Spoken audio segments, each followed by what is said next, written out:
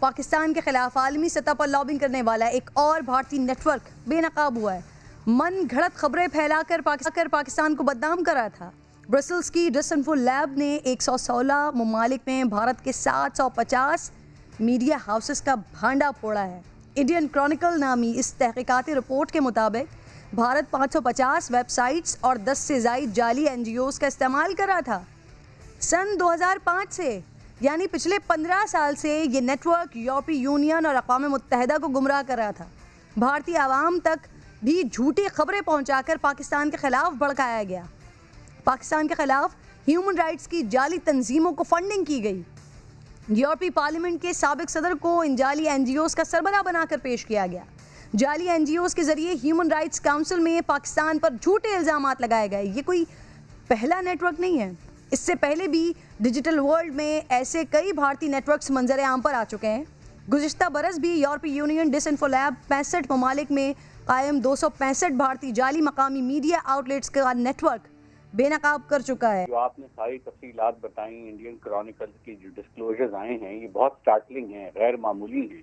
اور اس نوعیت کی آرگنائزڈ انفلوئنس کرنے کی کیمپین جو ہے وہ انٹرفیرنس کے زمرے میں آتی ہے، بین الاقوامی قانون کو کہ پرنسپلز کو وائلیٹ کرتی ہے کہ آپ ایک ملک کو جس کے ساتھ UN چارٹر کے نیچے آپ کی رسپانسبلٹی ہے تعلقات کو استوار کرنے کی، بہتر کرنے کی، آپ اپنا وہ لیگل آبلیگیشن فلفل کرنے کی بجائے تعلقات کو خراب کرنے کے لیے آرگنائز طریقے سے، سسٹمیٹک طریقے سے گلوبل سطح پر فنڈنگ کے تھرو،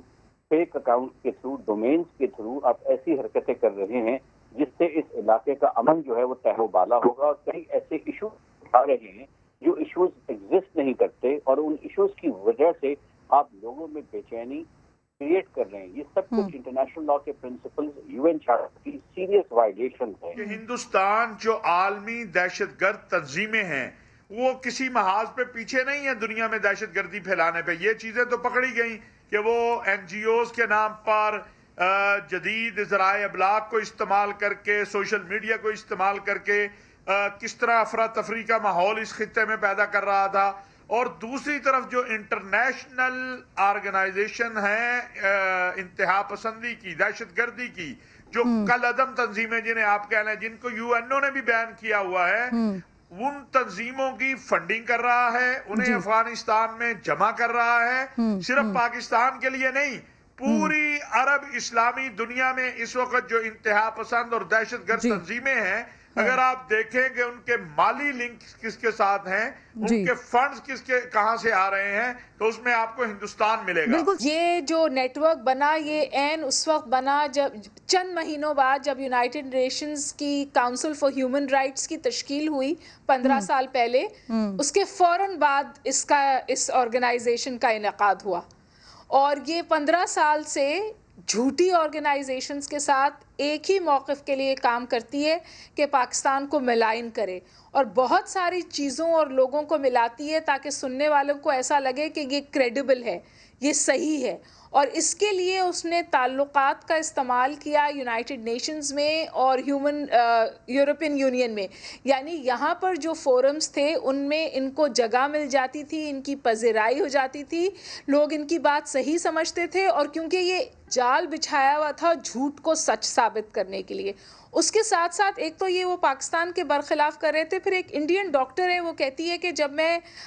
یورپین یونین جا رہی تھی یہ بتانے کے لیے کہ پیدائش سے پہلے لڑکیوں کو وہاں قتل کیا جاتا ہے، انفینٹیسائیڈ ہوتا ہے وہاں پر، تو مجھے تھریٹننگ فون کالز آئیں، اور وہ تھریٹننگ فون کالز بھی اسی آرگنائزیشن سے آتی تھی۔ تو سمجھیے کہ اپنی کوئی بات باہر نہ نکلے اور پاکستان کو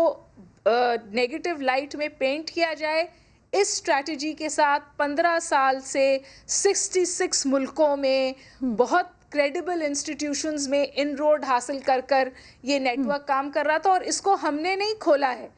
یہ BBC کی رپورٹ ہے، یہ کوئی 3-3.5 سال کی انویسٹیگیشن ہے جس کے بعد یہ رپورٹ سامنے آئی ہے۔ انڈیا کو فون کیا گیا، ان سے ان کا موقف معلوم کرنے کی کوشش کی گئی. جو جرنلسٹک رولز کے حوالے سے صحیح بات ہے, وہاں سے نہ انہوں نے ڈینائی کیا نہ انہوں نے اکنالج کیا. خاموشی جو ہوتی ہے وہ ٹیسٹ اکنالجمنٹ ہوتی ہے, ان کے پاس ڈینائی کرنے کی